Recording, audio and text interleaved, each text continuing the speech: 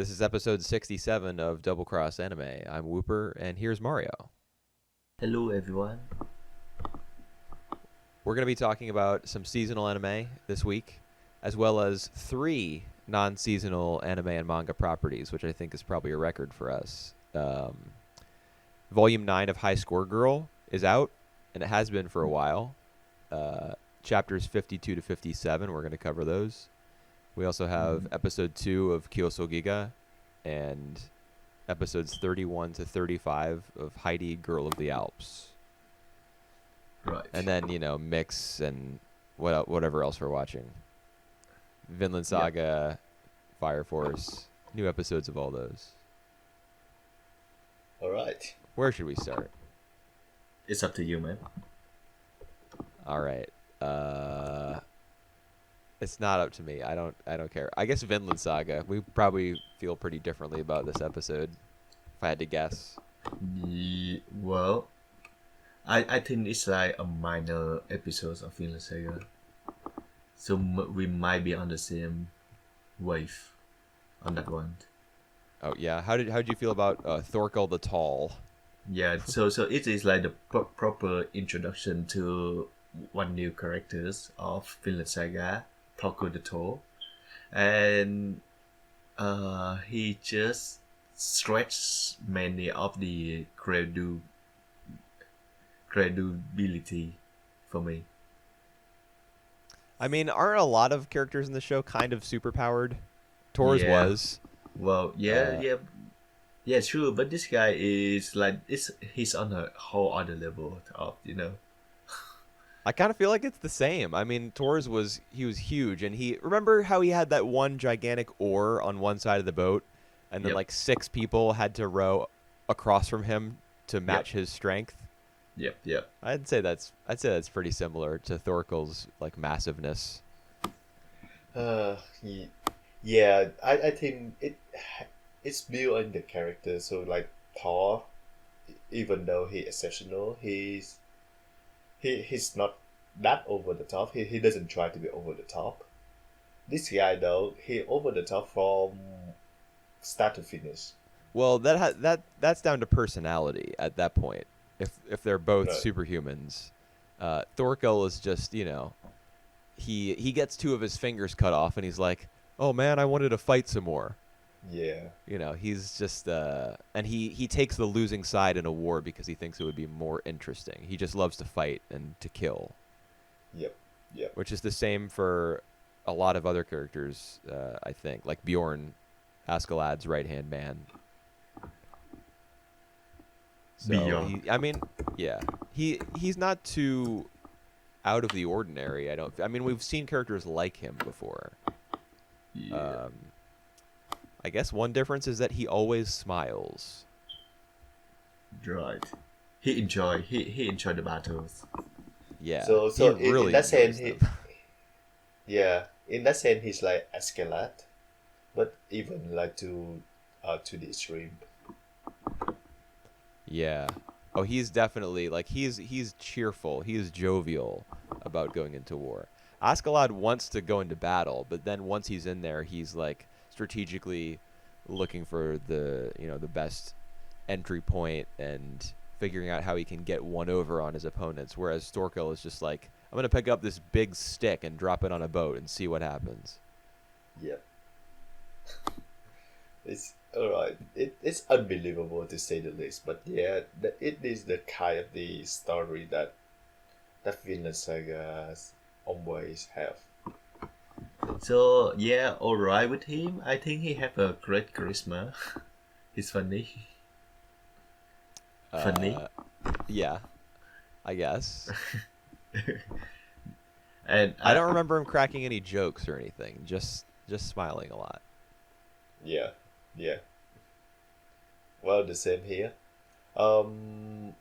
It actually a very Askeladd move to tell Thorfinn to kill Torkel, because like we all know that it's not gonna happen. So what do you think Askeladd's motivation was? Like to try to get rid of him?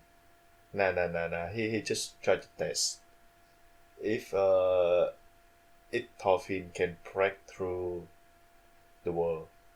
Because I don't know. if he can, then they can win, you know.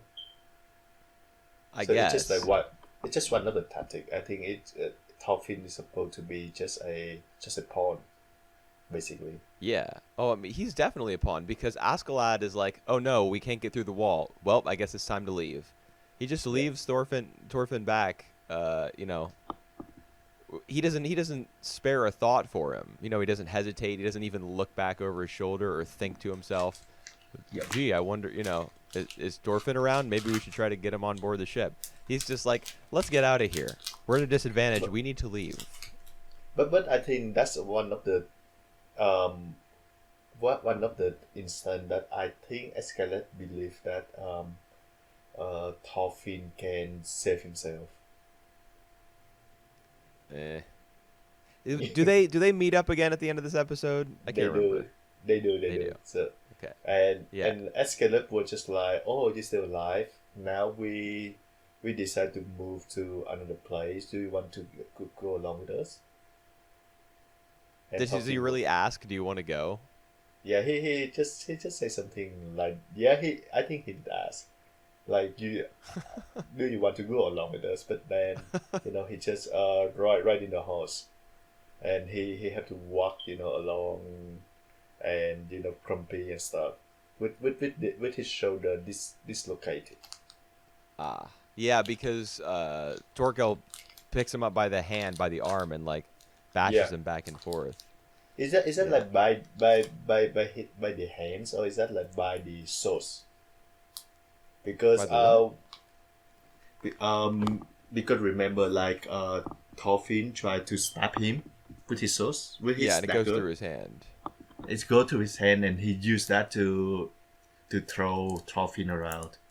And Yeah, but I think at because that point he's gripping his arm in order to get the All right. leverage to swing him over his head like that. that explained a lot, because I was under the impression that Thorfinn could get away if he just let go of his dagger. That's what my No, I impression was. I don't think so. I mean, Yep, that would be yep. interesting though, because that would demonstrate how much Thorfinn values those daggers, since they're gifts from his father, or one of them is. I don't know about the second one.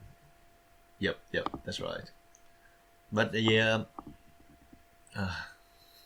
I mean, I But, think at that point he would let go when his life is in danger, right. because he has to get his revenge. You know, Yep.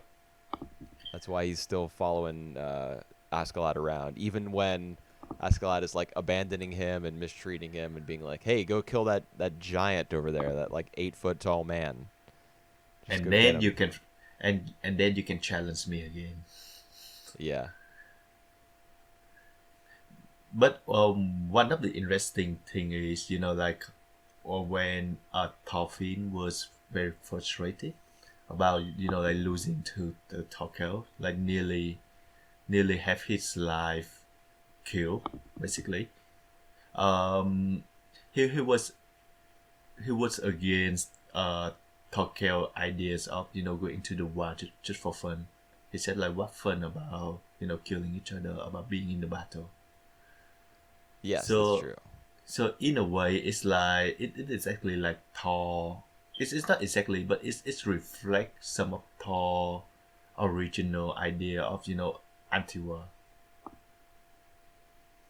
Yeah, he was anti-war, but he was also anti-violence. And Right, I don't that's right. I don't think Thorfinn is anti-violence by any means. Yep.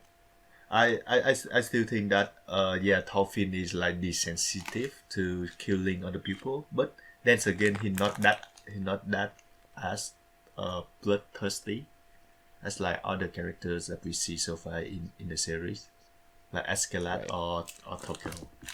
He just doesn't do it for pleasure. Yeah, He's that's on a right. mission. That's right. That's right. So still a so right episode, I think. Dude, Not what are you like- eating? Yeah, just some biscuits. All right. I mean, to me, the am I most allowed? yeah, go ahead. Yep. To me, the most interesting part of this episode is at the very end, with Canute. Mm. The whole thing with like the King of Denmark, his son, is going to lead the campaign against London, and his caretaker Ragnar with the beard, who's like, no, he's not ready. He's not accustomed to warfare yet. Yep. Don't do this. I want to, because we haven't met Canute yet. He's like not really. He's still kind Yep. of a mystery. So I would like to see what's going on with him, because like, I mean, Thorfinn is on a grand journey of revenge and everything, but it's so clear what his goal is. There's not that much for me to sink my teeth into, I feel, whenever he's on screen. Like, he just wants to kill Askeladd, and Yep. everything he does is so that he can accomplish that goal. Mm-hmm. But who knows how Canute is feeling? Like, does he want to prove himself? Does he want Yep. to avoid war? Like, where's he at? And do you think he's a talented sort of guy, or do you think that he's like the just like the weak, basically? I don't know. Incompetent. I don't know. So I would be interested to find out. I think we've seen like silhouettes of him. I think. Yeah. I think he'll probably be a capable commander, and we'll see him like rise up through the ranks a little bit. Mm-hmm. It's just my guess. That's interesting. All right. And Ragnar might just be like looking out for him a little bit too much, maybe overprotective. Perhaps because he's taking care of Canute since he was like a child. Yep. I don't know. And that's why he turned out to be so weak, according to his father. Oh yeah, you babied him, or you spoiled him. Yeah. Well, we'll see. Yep. So Torkel and Askeladd, does they know each other? So were they a comrade before? No, but Torkel and Tors were Yep. comrades. Yep. That's right. He was about to say something to Thorfinn about Thor. Yeah, when he hears that he was his father, he's like, "Oh." No, Askeladd he's doing his own thing. Yep. Alrighty. So Move on to another show. Yeah, so you don't like this episode, you say? It was all right. It Mhm. was fine. Kind of the same as the last one for me. All right. Yep. All right. Just move on to another shows. All right, so we can do Mix or Fire Force. Let's do Fire Force. I want to say All mix. We'll do that soon. We're not going to talk about Fire Force for very long, I don't think. Alright. First of all, I just want to say how shocking and how awesome it was when Rekka punched Shinra so that he fell into Tamaki's boobs. I thought that That's was right. stroke of genius. Yeah, well... On top of that, he accidentally walked away with her skirt somehow, and then her clothes got burned up. Mm-hmm. So this episode was just a tour de force of action, fan service, comedy, with flames and stuff. Just 10 out of 10 shit. All in the wrong place. I mean, like, we are in the In the middle wrong of... place. We are in the middle of a big fight, a big battle between, like the mat, the guys who, really wanted to, for whatever reason, I think for his religion, basically, and the hero, and then we have like he kicking him so that the hero would kiss the girl. Yeah, the victim. that also happened, I think. Yeah. Oh my god. I don't know why you say everything happened in the wrong place. I'm sure this is every 12-year-old Japanese pyromaniac's boy's wet dream. All right. You know what I mean? Like future arsonists who are also just starting puberty. I'm sure this is their favorite thing ever. And I mean, that is a niche that needs to be filled. Yeah. And guess what? Like at the end of the episode, Tamaki is actually a bit interested in our Shinra. She sure is. That whole thing I So said yeah, last week about her not automatically falling for him Yeah. no longer applies. Whoops. So yeah, all that works, like all this attempt to her, eventually got into her. Yeah. I mean, he's the hero. How could she not? He's a How girl. could she not fall in love with the hero? I mean, Yep. he also has her skirt, so you know Yeah. Yep. she's got to get that back somehow. All right. Even more bizarre though. After everything is done, so I just skip the whole battle, the whole like another people come in to assassinate everyone. I just skip the whole that part. But like after everything done, we learned that Arthur he lost, and no one even care about that. What do you mean? What do you mean he lost? I remember seeing Arthur at the end, and he was kind of like, meh. But I don't. Who was he fighting again?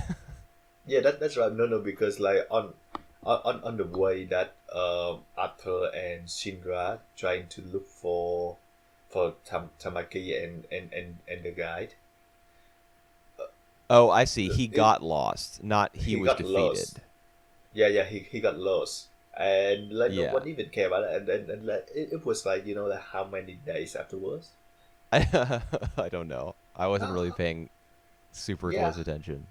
how dumb that is. It's just bizarre to Well, me. I mean, that's just like a little gag. Like nobody cares about this guy. He's a side character, you know. Alright. Uh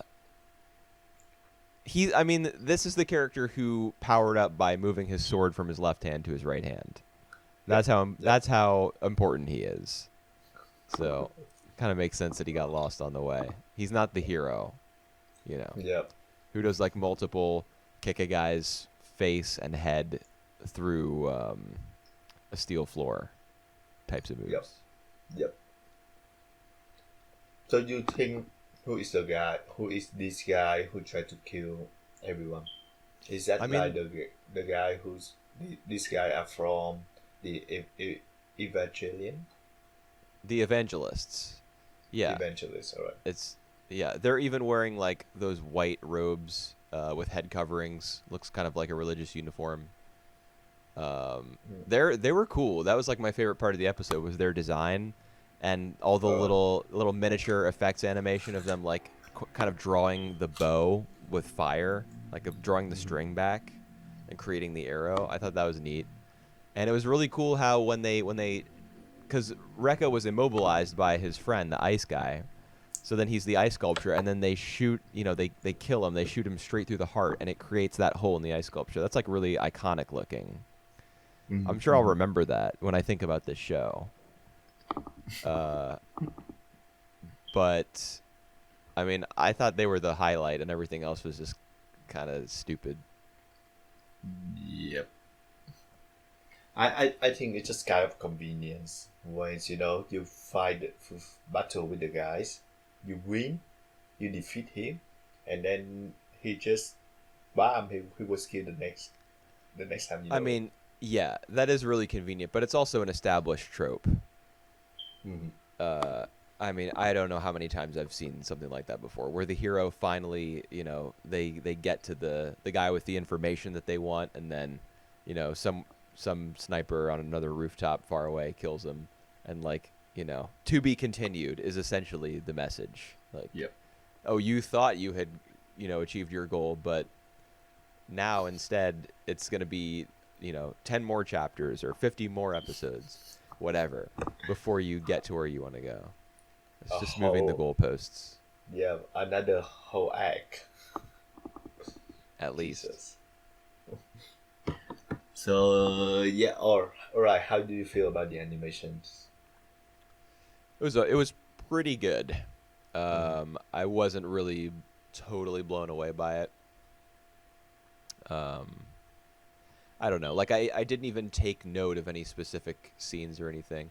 I guess it was I mean, first of all, I liked the archers the most. Like their little fire sniping. I thought that was the coolest looking bit.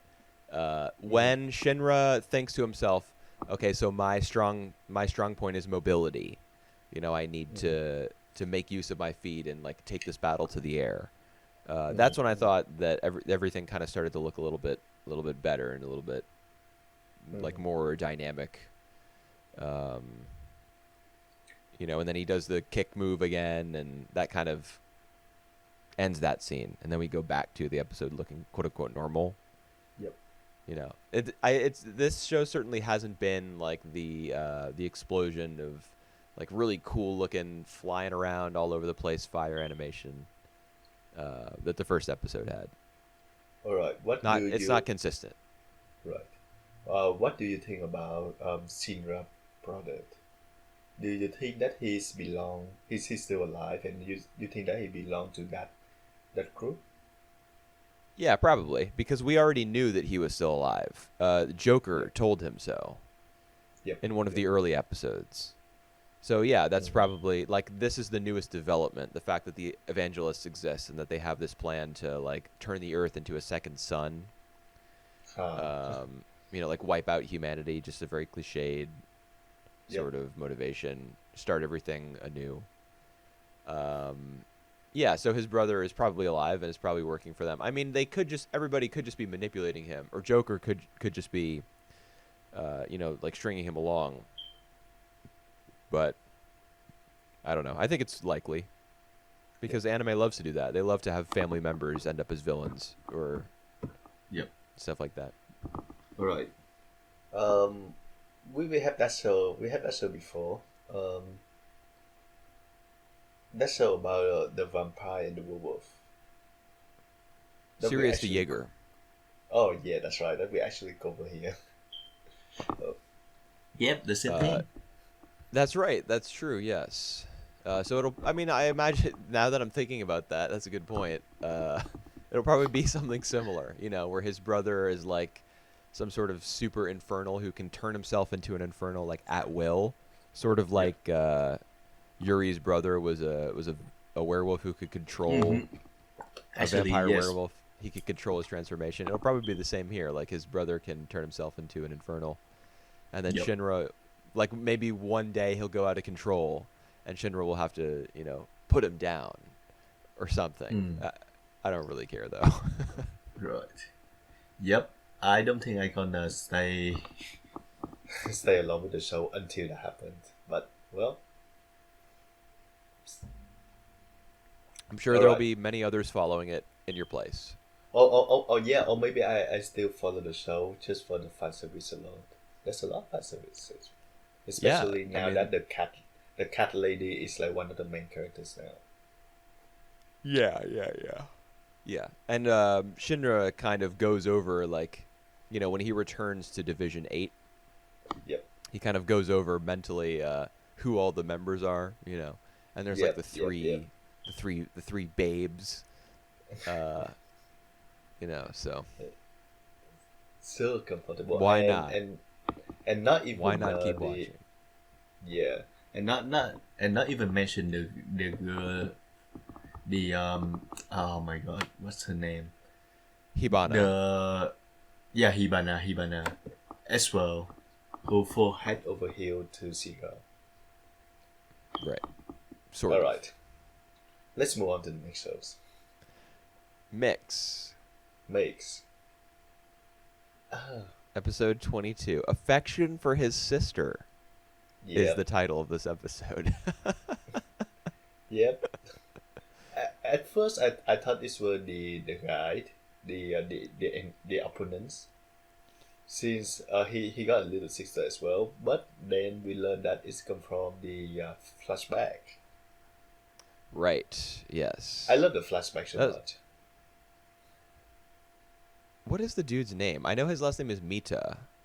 Is it like Hiroki? Yeah, something. Never mind. Okay, I'm just gonna call him Mita because I can't remember his first name right now. It starts with an H. Yep. Yeah. So the flashback where he's playing, and then it cuts to him pitching with Soichido's glove as the target. Like it cuts from Otomi's glove to Soichido's glove, kind of with a there's one little shot in the middle, but the two ideas are essentially connected. So I think everyone keeps going on in this episode about like he has really good ball control. He's very accurate. So I think what we're supposed to infer is that he like treats his brother's catcher's glove as though he were playing catch with his sister, and that's what allows him to be so accurate. Something like that. Well, I think that it was because he and Soichido always treat each other like a rivalry, so they throw as high as they could. But for the sisters, he have to precisely aim to for her not to catch it. So that's why he can be accurate without using much of the power. Right. So that's what I take from that, from the first. Yeah, part. that makes sense. I mean, my idea was that he was just treating like he was kind of, as he was pitching in his mind's eye, he was back in his childhood, and he was playing with his sister and like trying to make it so that she could like put the ball in the exact spot that she would need in order to catch it. Yep. Yeah, and then Soichiro makes some comment to Mita as he's batting, like, "Yeah, he really loves his sister just like you." Yep. He basically said that with the voice. All right. So this is the episode that's like, yep, Toma is always thinking about his sister. And then it's gonna be the two of them, and then it's gonna be Soichiro and Haruka. They must be like declaring the love for each other. So in a sense, it's like high school right now. He just need to acknowledge his love. No, I think Mix is gonna run on for like a lot longer. Yeah. So this match is basically for now is a battle between pitchers. Yes, that's true. And so far it's like one of the I think that's gonna be the best match of this of Mix so far. And Well, I mean, it was the same in their practice game. yeah. So I think that's why I do think that that's gonna be the last match we see as well. I think Messi gonna lose. What about the this one. finals? Yeah, I think Messi gonna lose this one.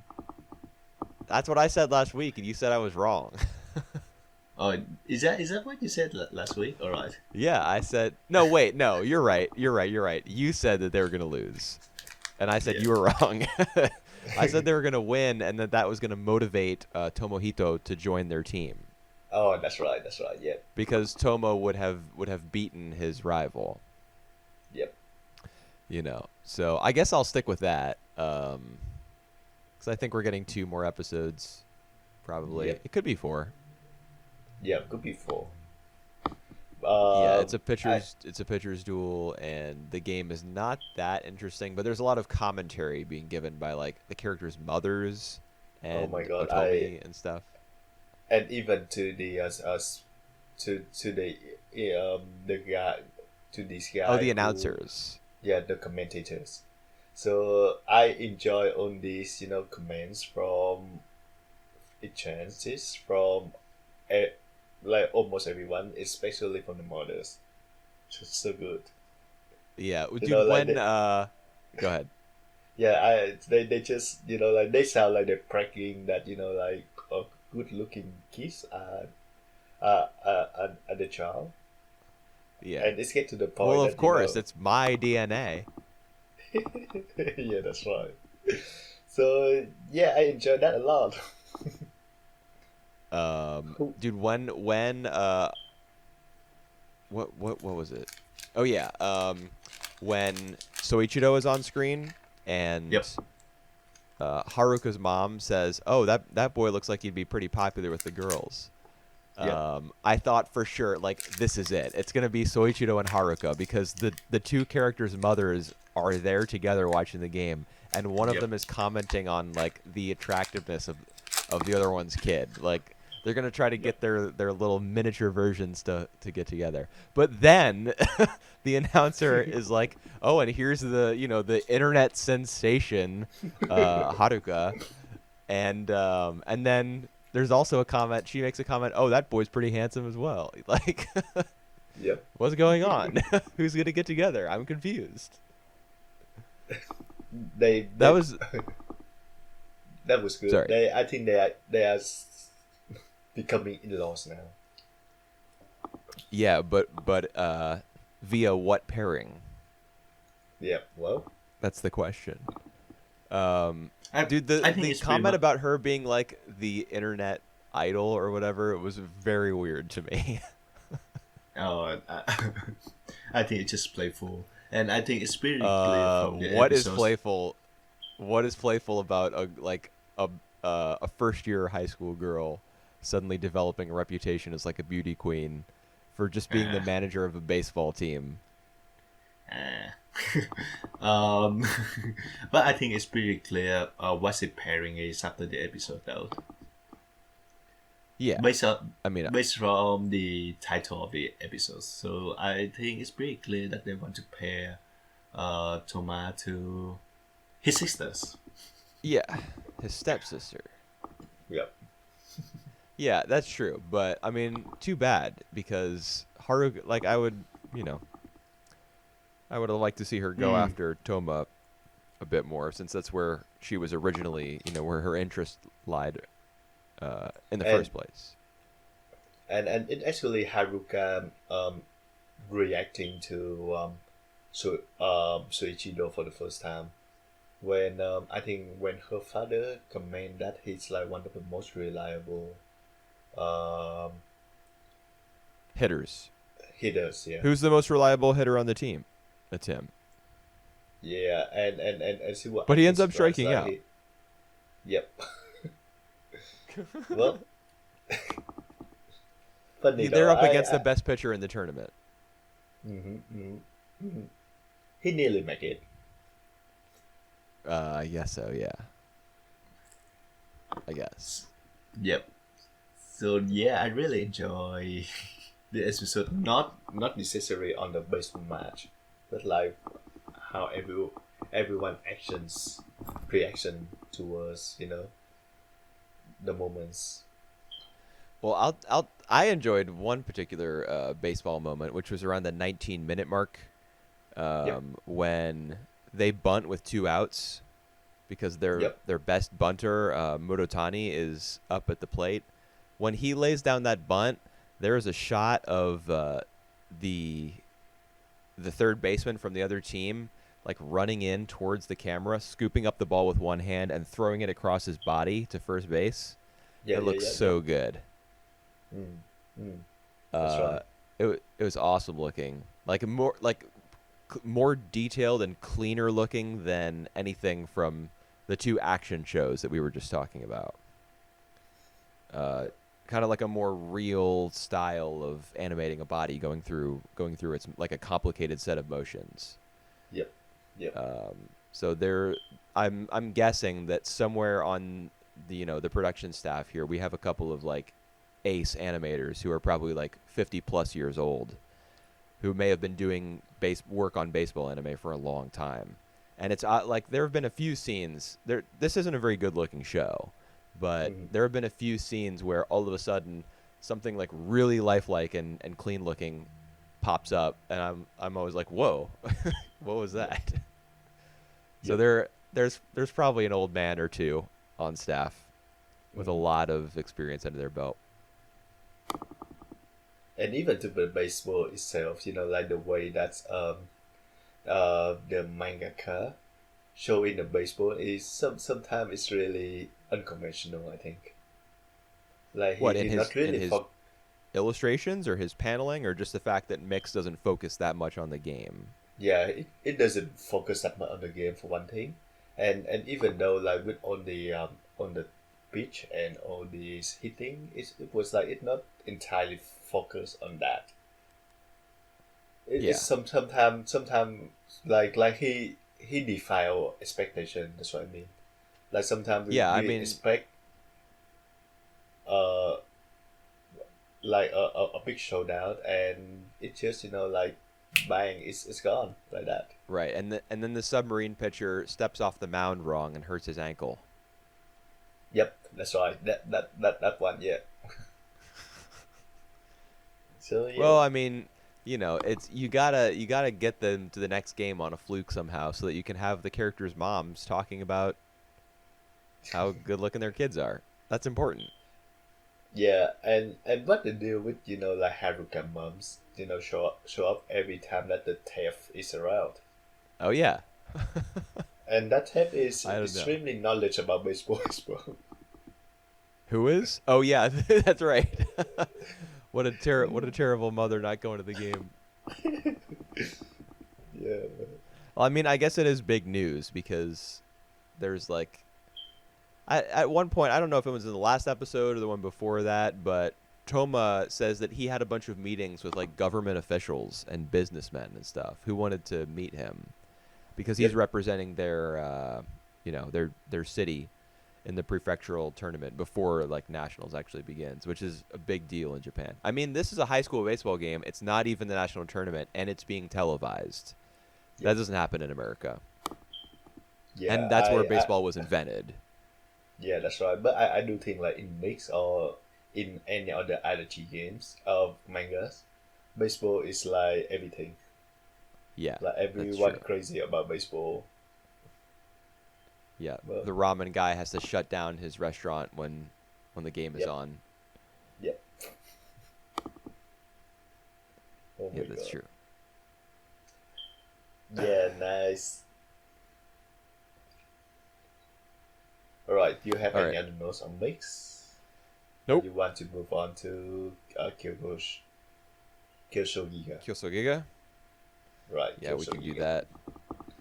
All right, this was the episode when I first watched through the series where I was like, "Huh? What?" Again? Uh, I mean, I thought it was pretty good, but the whole It's long wordless sequence in the second half where Koto goes to the mural room and sits in that chair facing away from it and yep. like stares at the wall or whatever. I don't even think it's made clear what it is she's looking at. There's some sort of object between her and the wall, but I couldn't figure out what it was. Like we never got a shot of it from her point of view. It was always from the side. Yep. I don't know. I feel it feels like it's purposely obscured, um, That's yep. but not in a way that makes me interested in learning what it is. Just frustrated. I do say that I get the same feeling with you. So it's more like after a whole episode about Koto and Koto past, and since he was a child as well, and until she grow up, it seemed rather vague, still vague, still like incomprehensible at points. Like I don't even know Yeah. that his father's the one who took her in Inari. That's what is the relationship with him and Koto the rabbit. Well, she calls him Papa. Yeah, And then I think it's pretty clearly implied that, oh, wait, isn't she looking at the, no, I know what she's looking at. She's she's looking at the looking at the picture. wall. Yeah, she's looking at the It's not picture even a of picture, the right? rabbit. It's the Japanese character, It's the for drawing. Koto. It's the Is it? drawing. So yeah, yeah. So it's the same drawing that appear in last episodes about about the rabbit looking back, looking at them. So that's the drawing. What Uh, rabbit? uh, What? the so the rabbit with the red eyes. So that basically Koto the mother Okay. in That was her the original original form. drawing? Yeah. Gotcha. Okay, but so the thing that I was talking about, did you notice that there was something like not on the wall, but between her and the wall? When she's sitting in that Uh, chair and she's looking at that the image of the rabbit, there's something thin. all right. Do you know what I'm Black. talking about at all? Yeah, or no? I'm trying to remember actually. I just remember like at one point she looking at the rabbit, the black rabbit. Right. Yeah, and it looked kind of like a hologram. Yep. And there were multiple allusions to that in this episode. Like Right. the nature of Shrine as some sort of techno religious organization.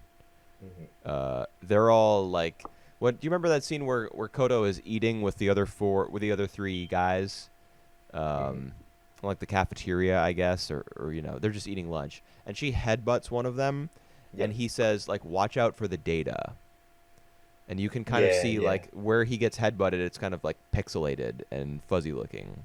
So they're not human beings; they are data. They're programs, I guess. Hmm.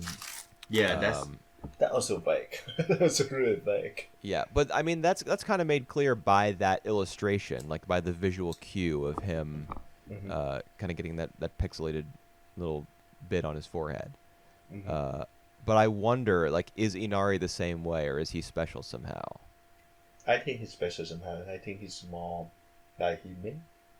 I kind I of thought in this episode that Inari was Mioe the first, Yeah. that he you had taken sure? on a different form, because when she calls him Papa, and if Koto is her mother, Yep. that would make her a sibling to the Council of Three in Mirror Kyoto. That make a lot of sense actually, but I don't know. It's clear or not if we imply that Inari is the same. It is the father basically. What color did Mioe have? What color eyes did he have? The first. Do Um. you remember? They weren't red, were they? They weren't red. Okay, because Inari has red eyes, like Koto. Yeah, so How? Sorry. Yeah. So it's weird, but I think that it is that what the show implied because Koto now is like the little sister of the trees. So that implies that they have like the same mother and father, even though that we see Inari as her father. I mean, they could just be treating her as a sister. Mm. Yeah, Just but because she's taken on that role doesn't mean she actually is their sister. I mean, I suspect that she is, Mhm. but we don't know for sure. Yeah, and they mentioned about the fact that she used to be a crybaby until Inari basically take her in. Right. So I just She feel like was it's not by blood. It also like adopted like the other trees. right. Yeah, she was a foundling, she says. So he found her. Uh, I and took her in. Yeah, like you said. So I mean, I she's probably Koto's child. Um, they've got the same name. They've got the same eyes and yeah, all that. they haven't met though. I mean, like except for all the dreams. Yeah, but I mean that kind of makes sense because Koto was abandoned. For her to Yep, have been found by Inari, she would have needed to be abandoned. yep. I mean, maybe she is Inari's actual daughter, and like uh, Koto the first, the rabbit, Hmm. like had an affair with Inari, and Hmm. Koto is the result. So she's like a half sister to the council. All right, all right. Because we don't know what happened to Koto the first and Mioe the first once they left Mirror Kyoto. Anything could have happened after they went That's back to right. the real world. That's right. They could have broken up, you know. Yeah, they could have broken up. Like you said, maybe Inoue just transform into Inari. Right. Yeah. I mean, Hmm. I kind of feel like the answer to all these questions is probably buried somewhere in this episode, but I just don't Hmm. know what to look for. Yeah. Well, that is kind of interesting and frustrating at the same times. Like, yeah, we actually see her growing up. Uh, um, chronologically. So from child to until teenagers, still it opened up to many many side of her, many implications of like the relationship between her and everyone else, and yet everything still feels so vague. Like I can still like put my finger on everything. Right. Yeah. I mean, I was pretty frustrated during the second half, just like the long wordless sequence where she's walking through the. Where is she living exactly? Because she goes to the mural room. So is she Yeah, living in like the old shrine where Myoe the First and Koto the First lived before I all moving right. to Mirror Kyoto? I know that it's like one of the abandoned site. Because like it's only her and Inari who live there. I don't know if that the Right. same shrine with the one that they used to live Doesn't it in kind of episode have to one. There. be because the mural is there, or perhaps the mural was like moved there from somewhere Yeah, the else? I think the mirror just moved there from somewhere else. Well, The that mirror, makes the case for Inari being Myoe the First that much stronger because like who else would yeah, have moved the mural to this new spot yeah, the mirror and the drawing of Koto the of the first. rabbit, right? Yep. Yeah, I don't know. As far as I remember, this never really gets cleared up entirely Yep. because Yep. we Yep. start to focus on the kids, like the trio, Yep. more after this point. And it's interesting though that they all start with like her having a dialogue, a monologue about I have a secret. I think. Yes, she says that multiple times, and then we have a secret is how it finishes. Yeah. And So what is this the is secret? I That don't she's know. Koto's daughter, I think. Yeah. Yeah. Yeah. Or maybe that she's a human being. I think she is a human being. Yes. Like that might be her secret because she's part of Shrine and they're all like digital Yep. beings, but she's human. Like she may be hiding that. I don't know. I don't think we get a clue as to. Everybody knows something is strange about her, but they might not know what.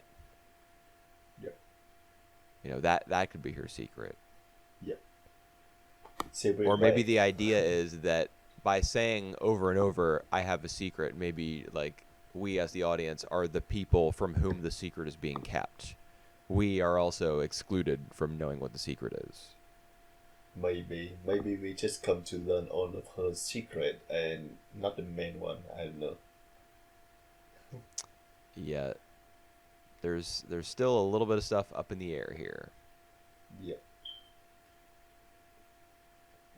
But that's fine, They don't have to Yeah, tell us everything, I guess. that's fine for now. And even though this is like my second rewatch, I think maybe it could benefit me better if I rewatch it again, episode two again. Maybe then I will pick up some of the other points that the subject drop. Probably. Hmm. All right, what do you feel about this episode though? I You thought it was said pretty good. a bit frustrating as well. You say. Yeah, but I Hmm. thought it was fine. Yeah. The first time I saw this episode, years ago, Yeah. that long silent stretch where she's just like walking around and you're not sure whether it's a dream or not because later on she wakes up in her bed and there's two pillows for some reason, as though like Yep. her mother had been there with her, perhaps. Yeah. Um, Or yeah, inner. We don't know. The yeah, family. maybe, but I think it would. If anyone, it would have been her mother because she was just in the room staring at the image of the rabbit.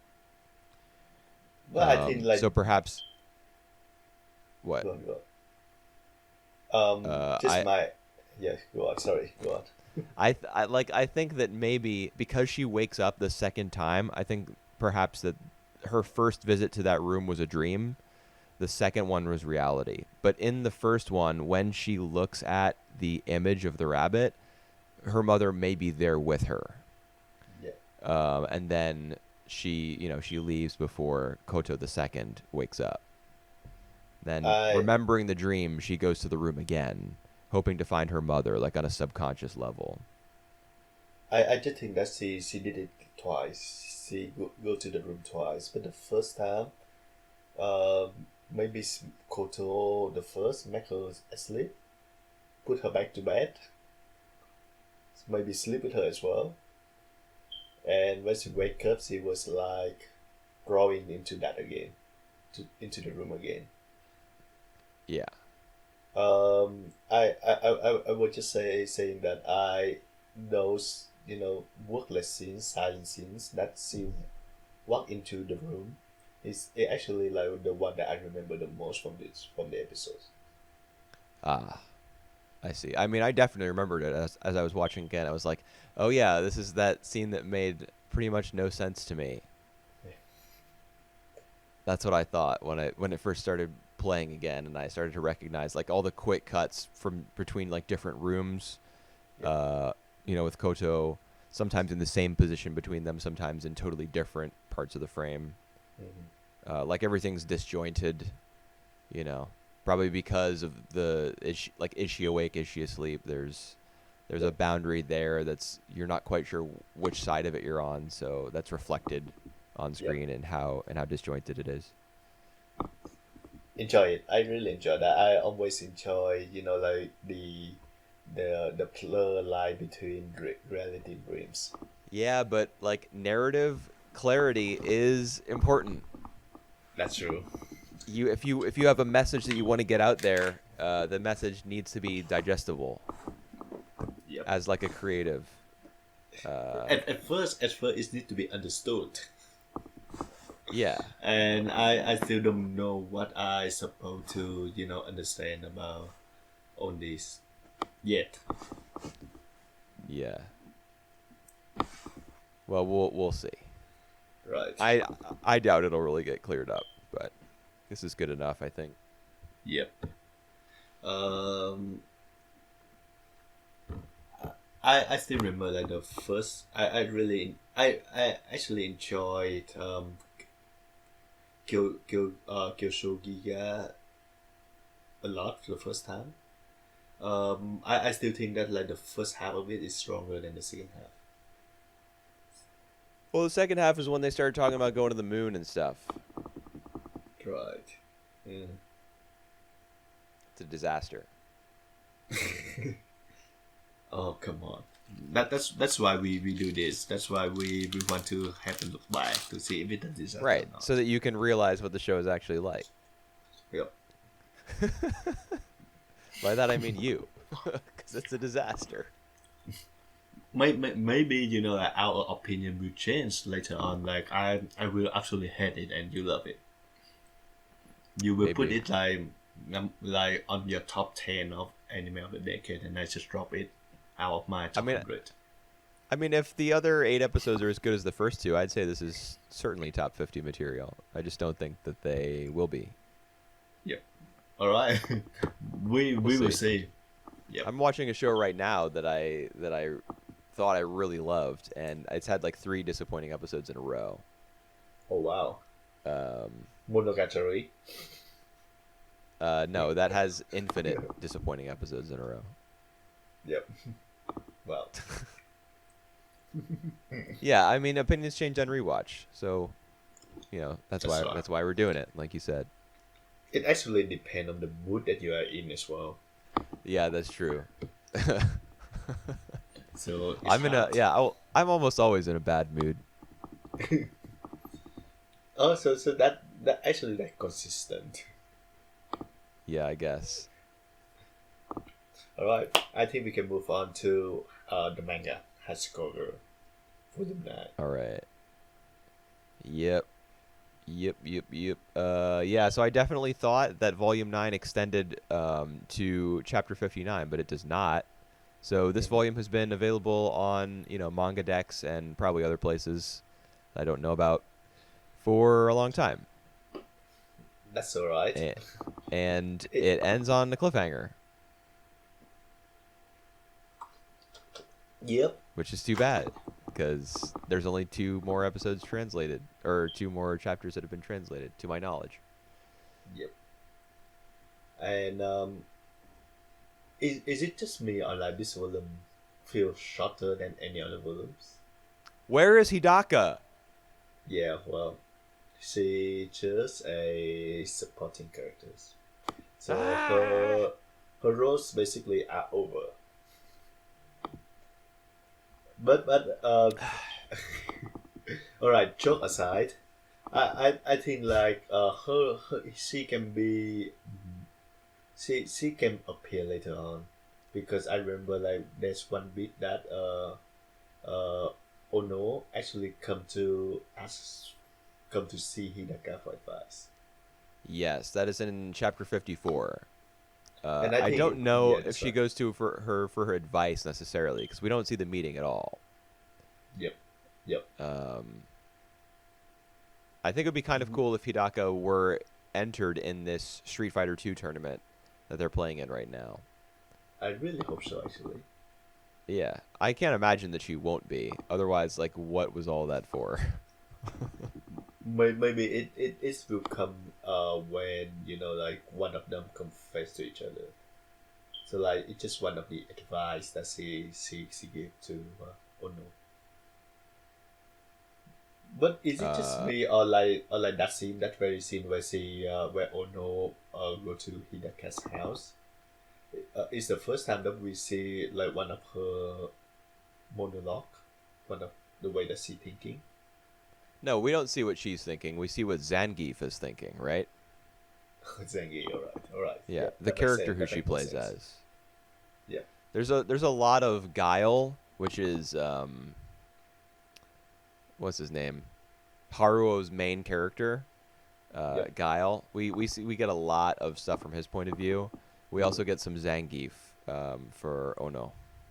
yep, So definitely in these chapters, the show is the series was really pushing um, the parallels, between the human character situations and like the video game characters' yep, thoughts and like little bits of advice and wisdom. yep.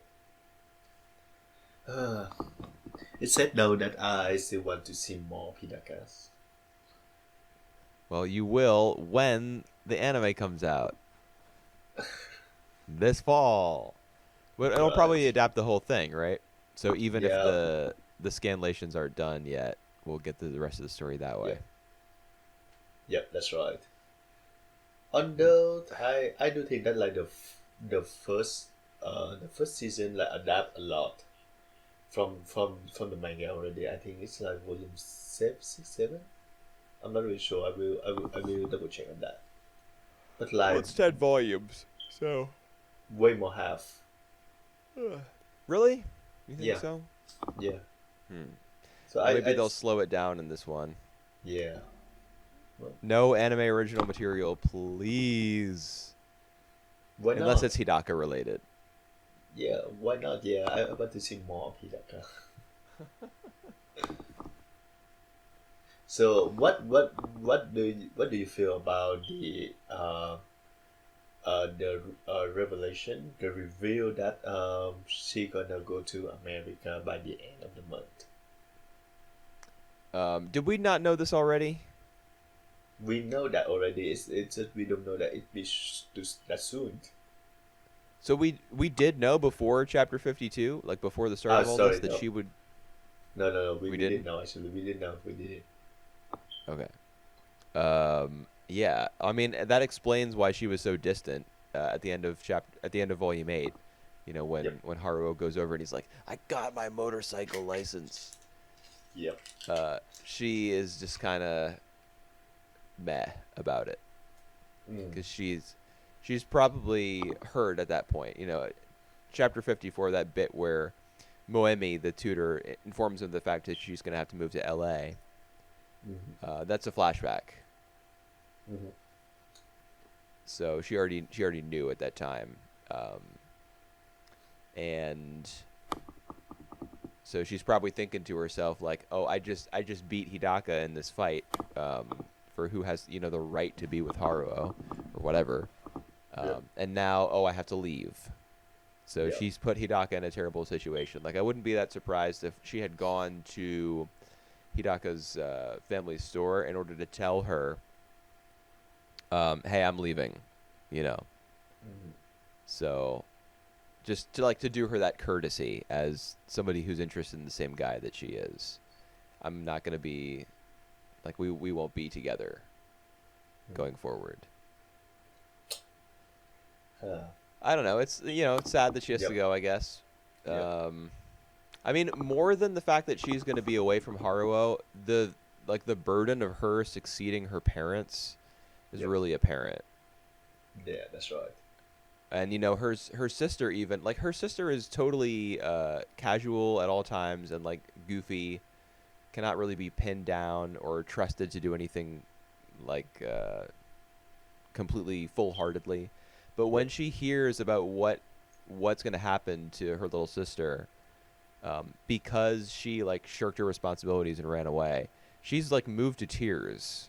Mhm.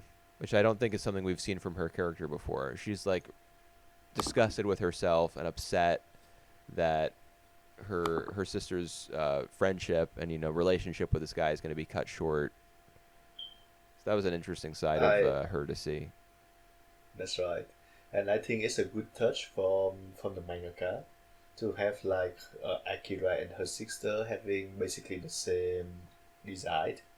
So that like where every time that we see the Akira face with a lot of expression, it's not her. It's the older sisters. Yeah, is that good? Is that good design though? I I I, I mean, think I think that for me that's a good one. it makes sense. Because then when you look at one, you kind of see the reflection of the other. Like, Ono is Akira is taking on the responsibility that her sister should have borne, Hmm. but I get them mixed up. I'm always able to figure out who's who, but I always kind of have to like linger on that panel for a bit, like just for a half a second, and inspect it and be like, okay, I which girl with like long black hair and bangs is this? Yep. Well, I think that is by design. So like when we see like a girl with that bang, long hair, black hair, crying, we was like, oh my god, like oh no, Akira, she's crying. But then it turned out that that he, that was his older Whatever the sisters. sister's name is, I can't Yeah. remember. Yeah. No. I just call Akira. I call her Ono. All right. All right. And the sister I just call the sister. Yeah, the I guess. sisters. See Though the I big did sisters. remember. Wait. Oh, Makoto Is it? is the sister's name. Yes. All right, Makoto. Is that the Makoto like both of boys and girls name? That's a good question. It kind of sounds like it to me. I think there have probably been Makoto, male characters. Shinkai. And it kind of fits that she would be given a boy's name by the person who created her character because she's not like traditionally feminine. Yep. Yep. Um, so yeah, I have that written down here, so I assume that I looked it up and that's her name, her name. Right. And yeah, we see that Haruo actually like come to terms with his feeling for Onos. So he actually Yeah. say out loud, talk out loud that he is in love with Ono to everyone around him. Does he?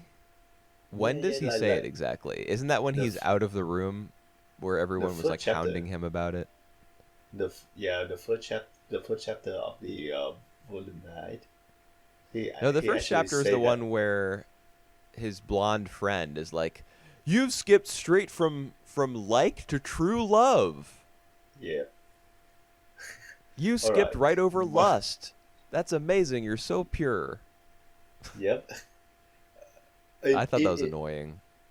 is it like in my Yes. all right, in my manga, like the short I read, they said like you skip from love to true love.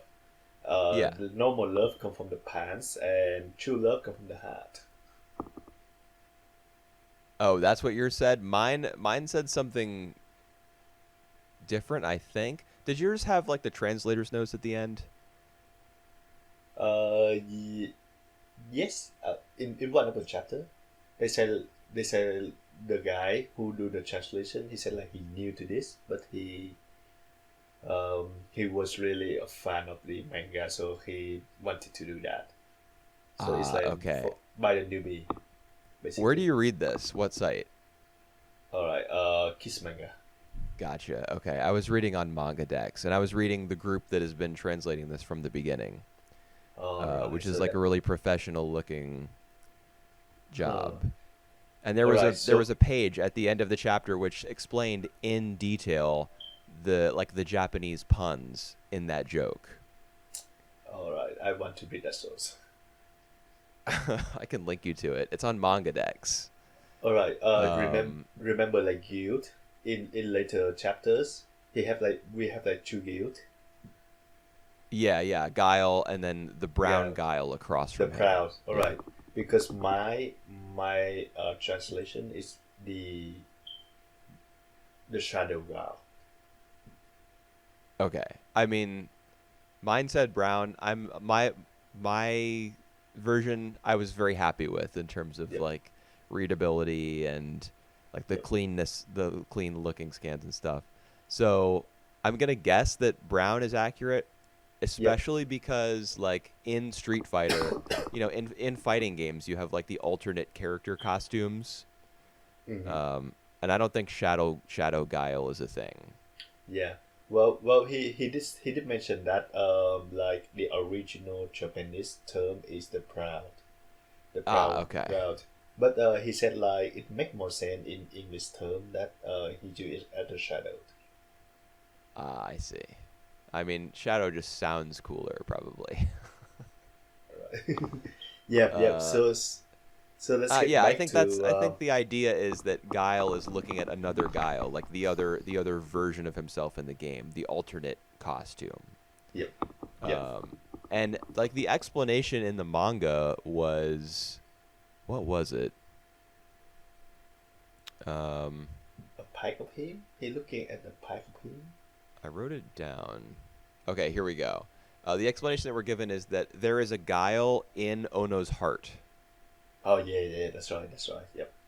But it like that didn't really make sense to me at all. There is a Zangief in her heart. Yep. That's who she identifies with, like that's she wants to pick the No. character who is like kind of misunderstood and unpopular, and she I, wants them to succeed. All right. I think what that's meant is that the girl in her head is Haru.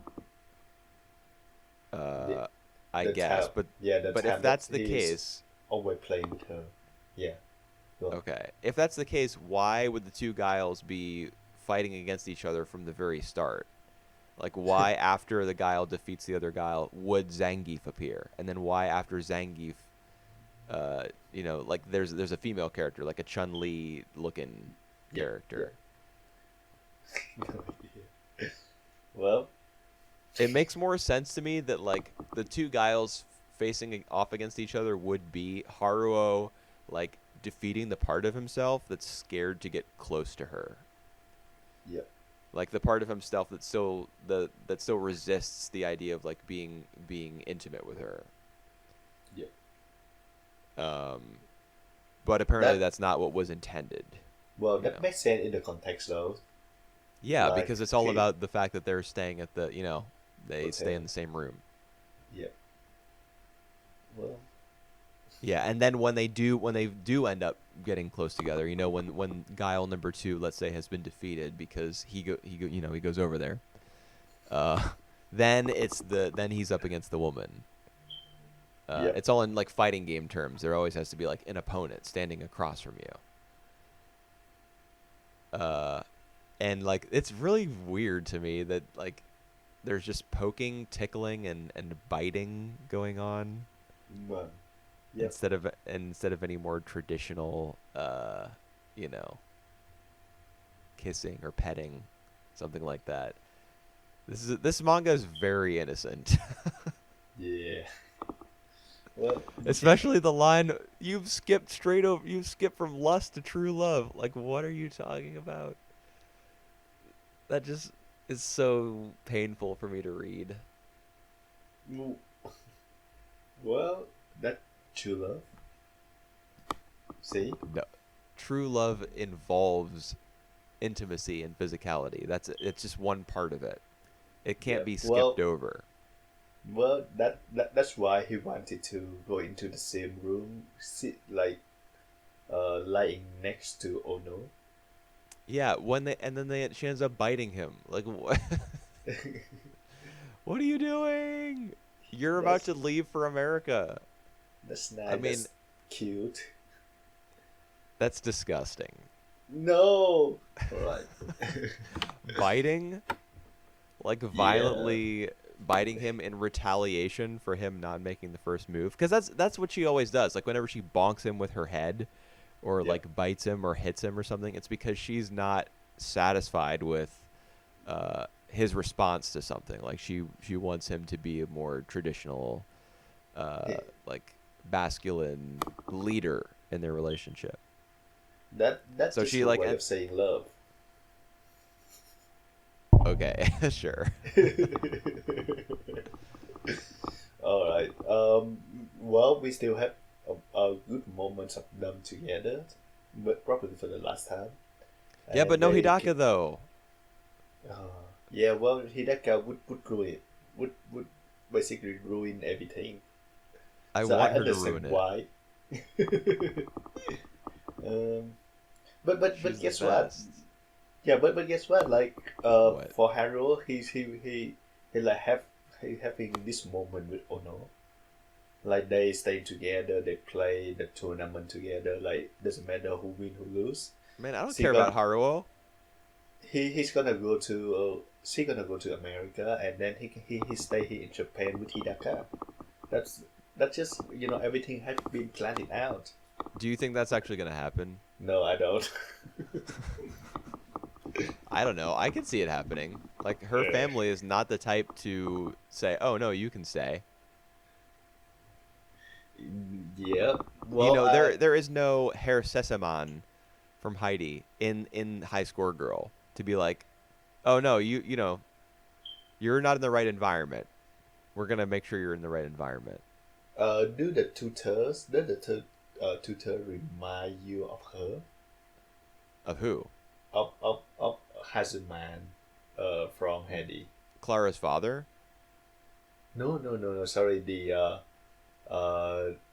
You're talking the about Rottenmeier. yeah, Rottenmeier. Rotmeyer. Yeah, Yeah. Rotmeyer. Herr Sesemann is Claire's father. Herr is like Mister or Yep. Master.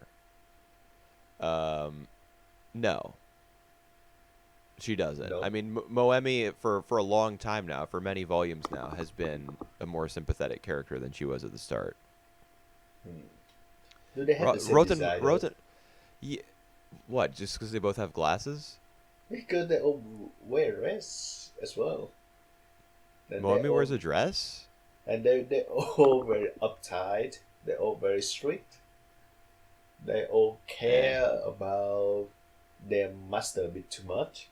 Yeah, but that's the thing. Like Rottenmeier doesn't even have a framework for caring for children properly. Like she doesn't understand what they need or what they want or anything. Like she doesn't care about what they want and she doesn't know what they need.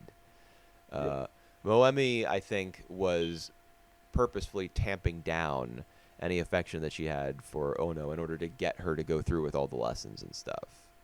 But Yeah. eventually she gets tired of that because she sees the toll that it's taking on her student. Yeah. Rottenmeier is only concerned about herself, I think. I think that he take a pretty good care of Clara in terms of like wanting the best for her. That's he think that is the best. No, she's just paranoid. Yeah, She wants her to stay in her room all day, take naps all the time. Yep.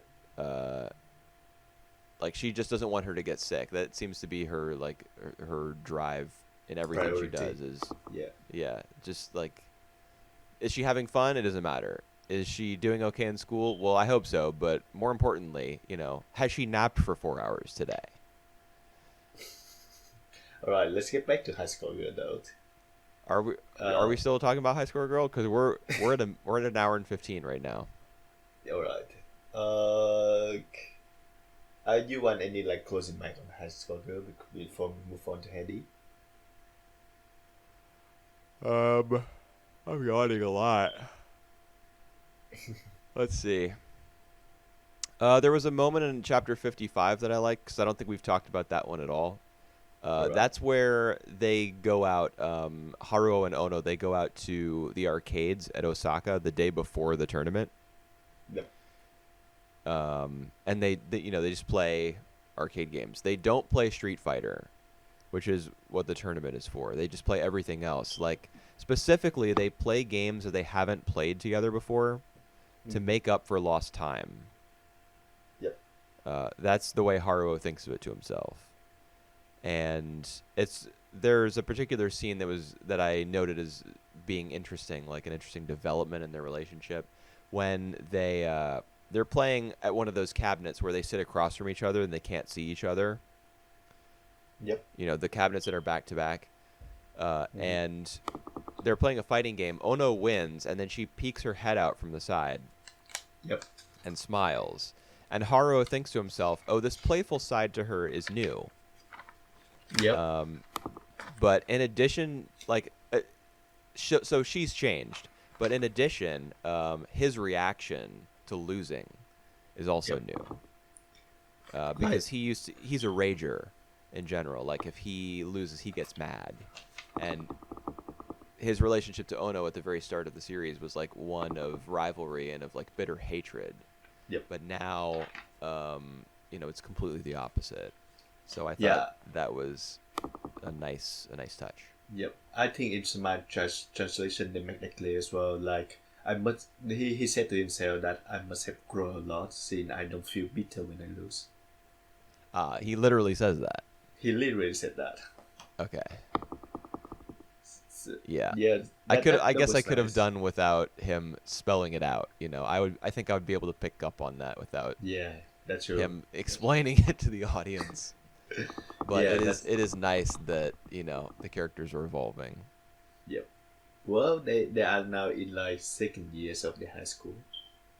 And Is that we right? see them like when we see them when they was like in like really young elementary Yeah. school, I think.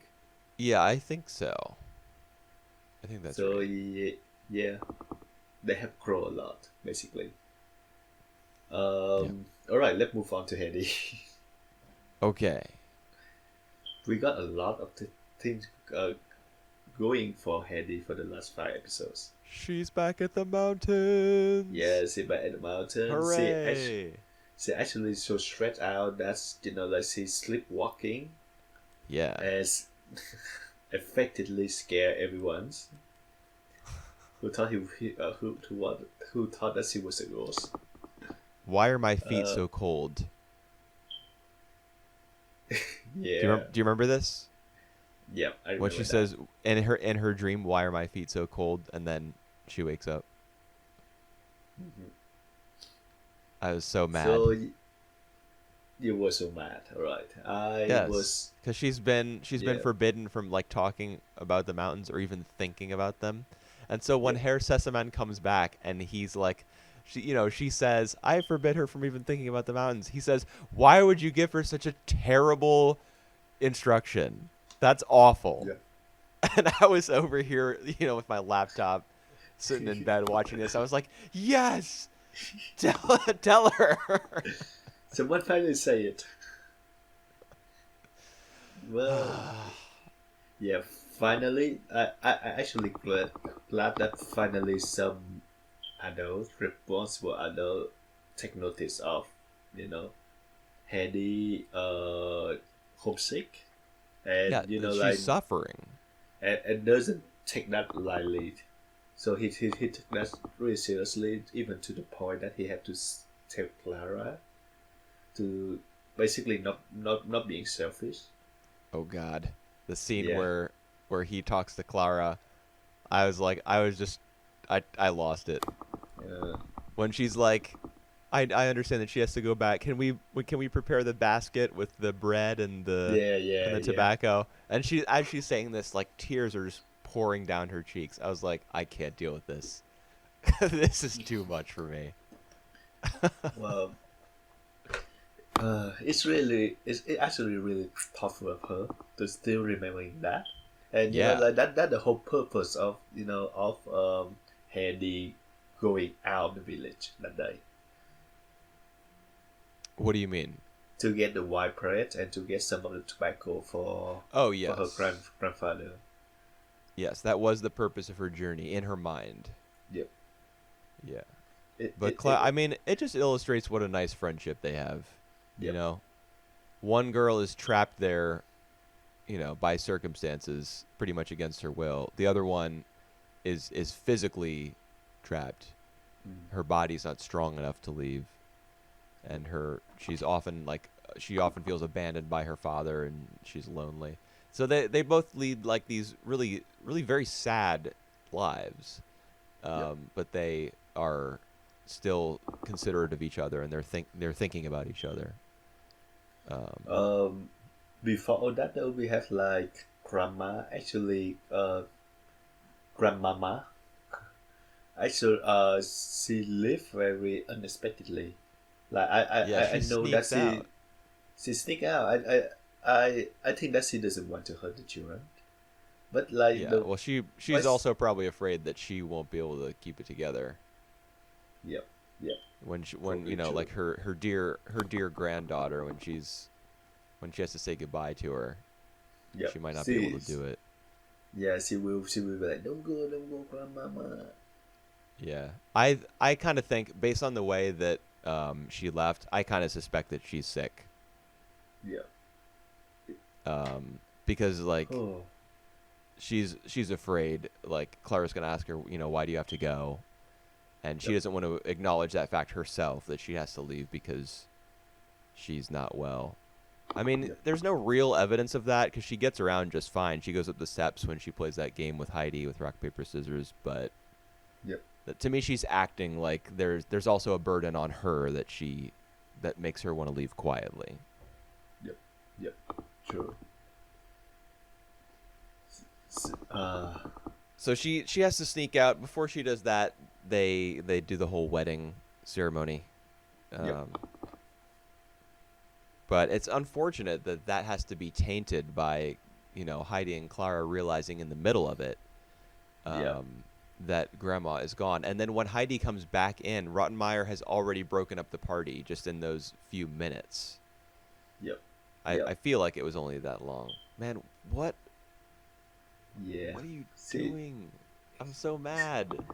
she always waited for that opportunities to break the party, so she jumped on it. Yep, she sure did. Oh my god, that's oh yeah, but then she get back. She like can't wait to get back as well to the mountain, and it's Who? really nice to Heidi? Hedy, yeah. Yeah. And it's Yeah. really nice to see like when she get back, like basically everything's still the same as they were. Yeah, I guess so. Yeah. I kind of thought, didn't you think that the walls inside Grandpa's house were blue now, and they weren't before?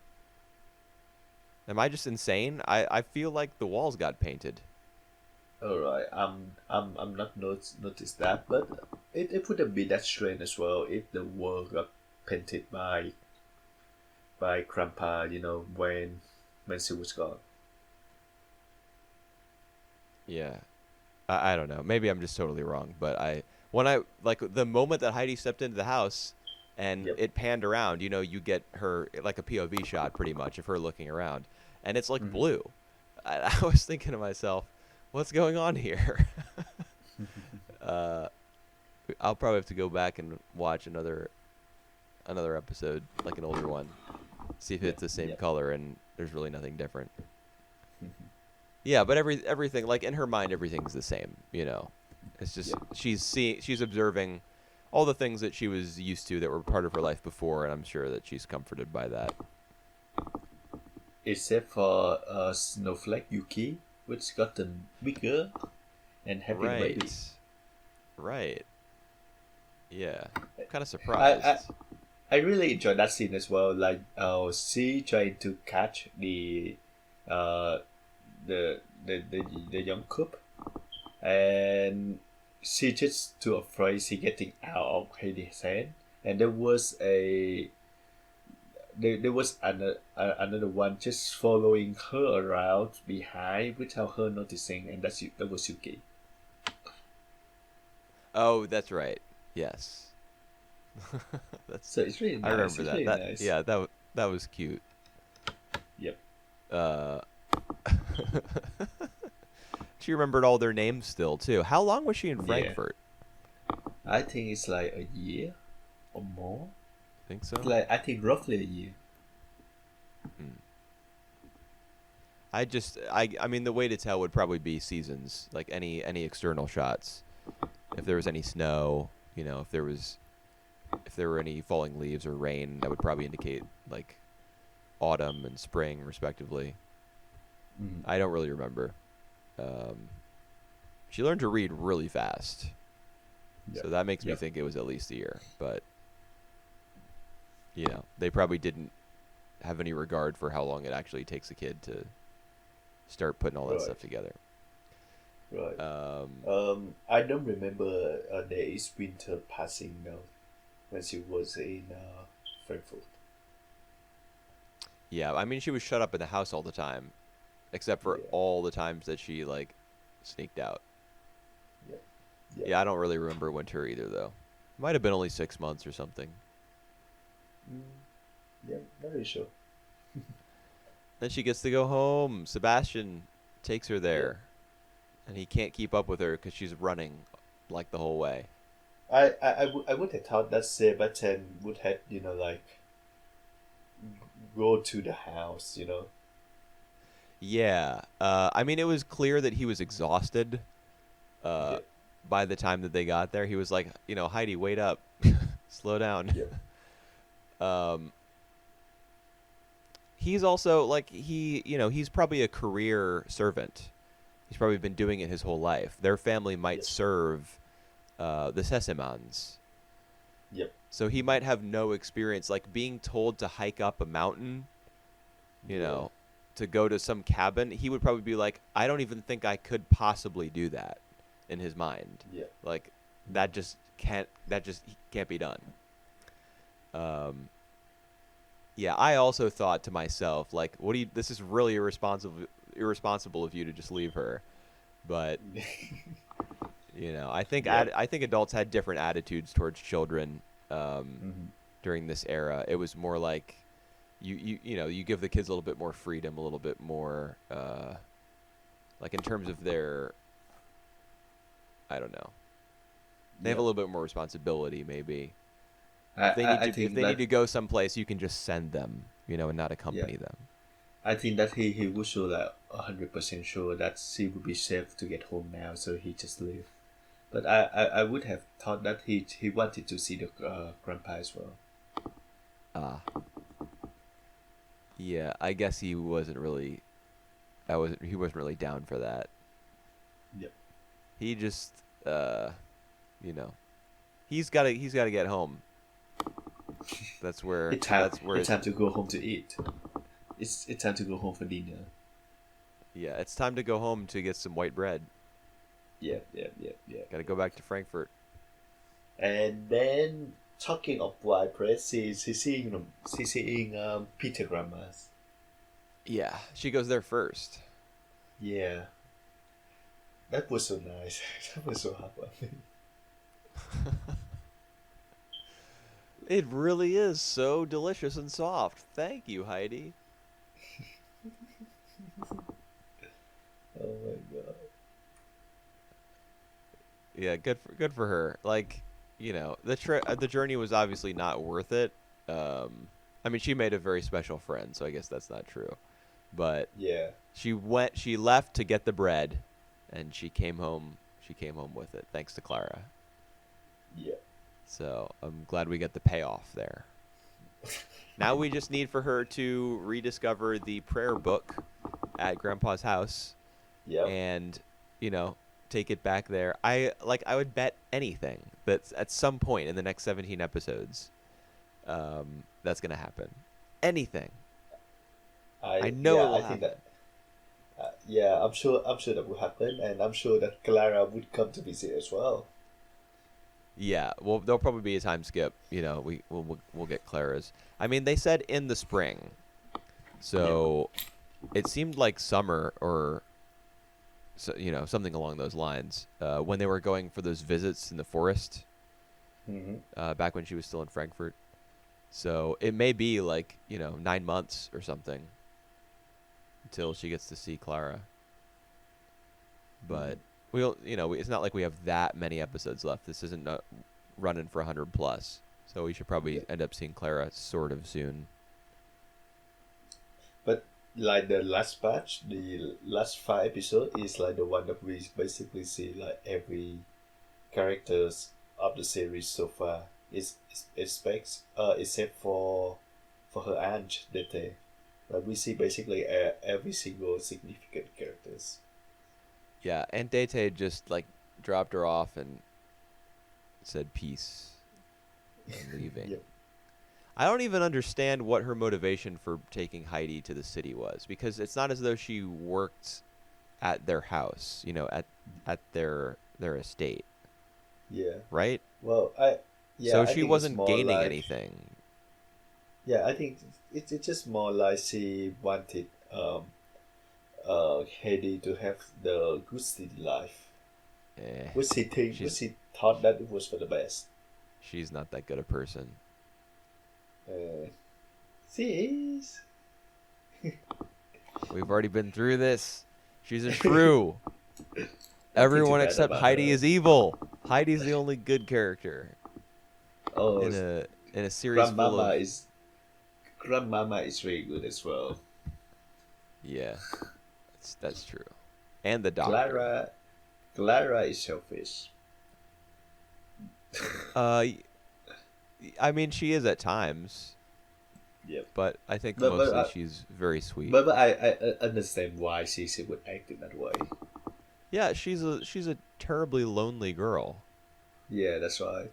Dude, imagine being confined to a wheelchair, and then Yeah, like with inside the mansion. inside a house. Yeah, and Yeah, you can't leave. Like you can never ever leave unless Mm. your cool grandma comes over and yeah. like beats Once in up a while. your mean caretaker and whisks you out the door.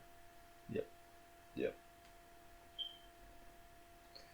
All you can do Right. is look out the window at like nothing, like the windows of other houses. That's all you can see. That's right. You probably go like months without seeing the sky. Well, that might be an exaggeration, but I think that's the easy case for Clara though. yeah, like her vantage point from the wheelchair, depending on what window she's looking out of, she may not see the blue of the sky for like long stretches of time. Yeah. I remember like the bit where Heidi want to free the bird, and obviously it's like the windows, the houses from others of others. Yeah. Yep.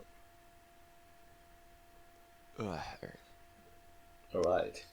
So And then what's up? yeah, Heidi is still really good. That's all I can say. Yeah. I did. There was a scene in episode 35. They remake the bed, because he had taken it apart, the bed of hay, Oh yeah. and after they do that, Heidi like is not sure. She's like, is this really my bed? Can I really sleep here? Mm-hmm. It seemed to me that she was asking that because living with Rottenmeier, she had become accustomed to like doubting all of her instincts and feeling as though like she didn't really belong where she was. So she had to ask, "Is it really okay? Can I really stay here? Can I really sleep on this bed?" Yeah. So when I saw that, I was like, "Damn you, Rottenmeier!" You damn Mr. Child. Yeah, well, she did. Yeah, and I'm sure Heidi's back, and she's a very resilient kid, so I think she'll bounce back very quickly. But yeah, she went through a period of like repression, Mm-hmm. and I'm sure that will have some lasting effects. Like for example, she might not sleep very well for a week or something like that until she becomes reaccustomed to her hay bed and everything. Yeah. Well, Like the sleepwalking, or the just the No. nightmares or dreaming, something like that. They could stick with her for a short time before she gets back to normal. Yep. All right. You have any other notes on your? Yeah, I think I got a bunch actually, but we don't have to. Oh, there is one thing that I want to Right. mention in episode 31, which is the one where Grandma leaves after the wedding reception. Like very quickly, Rottenmeier breaks up the party, and then the last scene of the episode is the three of them together at the dinner table. And that whole episode has been like really fun for Heidi and Clara because Grandma has taken them out again. They've seen the wedding, they reenacted it at home, and then the mood of the show like abruptly changes. Like everything screeches to a halt, and then there's the final scene where they're eating, and Rottenmeier is like, Heidi slurps her soup, and she gets corrected for that, and then she reaches down to get the spoon, and Yep, then yep. she's also yelled at for that. And then the very so it's clear that like things are ruined. They were having a great time. Now that's disappeared. And the very last shot is the three of them at the table, and then the camera just zooms out like very slowly, and then it cuts to black, like to show how empty the room is, without When- Grandma there. Yep, that's right. Like the drawing back like that gives more empty space in the frame, Yep. so that you can feel the loss of a character more clearly. And when I saw that, I was like, damn, I'm sad. Yeah. That was a pretty good scene.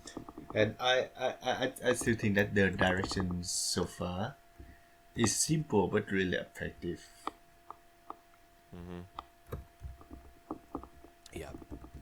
Yeah, there's not a lot of tricks or gigantic visual set pieces or anything like that. Especially because when they're in Frankfurt, it's all taking place in a house. What are they going to do? Go from one room to the next room? Like, big deal.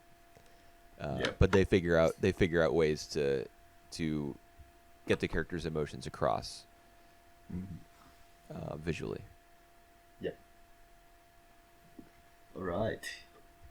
I think So- that's all I got. Yep. So let's just end it right here. Thank you for listening, guys. We will see you again next week.